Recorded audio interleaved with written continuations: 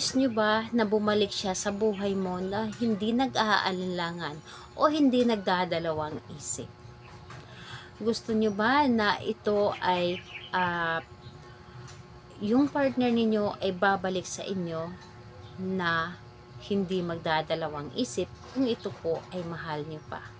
Hello mga guys, kumusta kayo? Panibagong araw, panibagong video na naman tayo. And sa araw na ito ay isa na naman video ang aking ituturo sa inyo ng simpleng gabay o simpleng pamamaraan na makakatulong sa atin. At bago ang lahat, gusto ko lang mag-disclaimer sa mga taong hindi naniniwala at hindi gusto ang mga kagaya nitong video.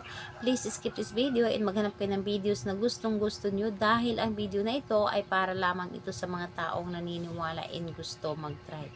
Sa lahat po ng mga nagko-comment po dito sa aking video, dito sa loob ng aking channel, mag-ingat sa lahat ng mga nagre-reply sa inyo na dinadala kayo sa kanilang WhatsApp, in-imo up upang makaiwas po tayo sa scam. Ngayon po, ituturo ko sa inyo paano pabalikin o bumalik sa inyo yung taong minamahal ninyo na hindi ito nagdadalawang isip na balikan kayo. So dito po ay ang kailangan natin dito is kailangan natin dito ng mapagpapakuluan ng tubig. So dahil kailangan natin dito magpapakulo ng tubig, kailangan natin dito ng kaserola at syempre tubig na rin. Kailangan din natin dito ng 3 kutsarang asukal and kailangan natin dito ng papel at panulat. So yun po ang dapat natin na ihanda. And kapag ready na yung mga naibanggit ko na ating gagawin or ang ating gagamitin sa paggawa ng ritual pampabalik, is kailangan din natin i-claim sa ating sarili na gustong-gusto natin itong gawin. Kailangan na alam mo sa inyong sarili na ito ay para sa inyo and naramdaman ninyo sa inyong sarili na positive and para bang hinihila kayo na gagawin ang isang bagay. And kapag ready ka na, pwede mo na itong simulan. Ang gagawin mo dito, kumuha ka ng kaserola. Kahit maliit na kaserola lamang. Kumuha ka ng kaserola at pakuluan ito ng tubig. Kapag ito ay kumulo na ang tubig, kumuha ka ng isang maliit na pirasong papel, isulat ng 3 beses or 3 ulit yung pangalan at apelyido ng taong minamahal ninyo na gusto ninyong pabalikin. Isulat po ninyo ng 3 ulit.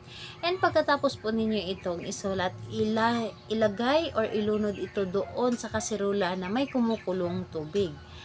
Ilagay ito and hayaan ito na kumukulo pa rin ang tubig at lagyan ito ng 3 kutsarang asukal, yung tubig, at saka ito haluin ng pa-clockwise.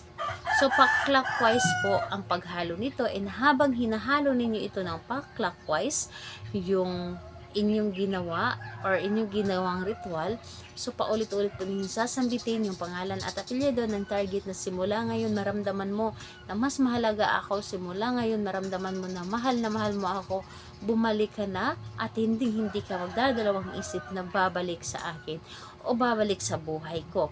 So pa-clockwise po dapat ang paghahalo and ayun po, ting positive lang po, dapat po ay kiniklaim po ninyo sa inyong sarili na gustong-gusto ninyo itong gawin at ito ay para sa inyo, para bumalik yung taong minamahal po ninyo. So, ayun po, kapag natapos mo na itong pakuluan or natapos mo na itong ritualan, palamigin ang tubig, palamigin ninyo ito ang tubig at saka po ninyo ilagay sa garapon kung meron po kayong garapon at saka ninyo itago ng 3 araw. Itago po ninyo ito sa safe na lugar na hindi ito makikita o hindi ito magagalaw ng mga kasamahan po ninyo sa bahay. Kung maaari ay ilagay po ninyo doon sa ilalim ng inyong kama para hindi ito magalaw and harangan po ninyo para hindi makikita. Kung halimbawa ay may sumilip man doon or may maglinis man doon, pero syempre kailangan ninyo linisan ang ilalim ng inyong kama para hindi po ito malinisan ng ibang kasamahan ninyo sa bahay para hindi po makita ang inyong mga ginagawa. So ayun po, gawin ito sa araw ng Tuesday and Friday lamang or di kaya full moon or kabilugan ng buwan, may sinag ang buwan. Kung may mga katanungan kayo, mag-comment lamang sa baba para ma-replyan ko po kayo. Salamat po sa inyo. Bye bye everyone. God bless us all.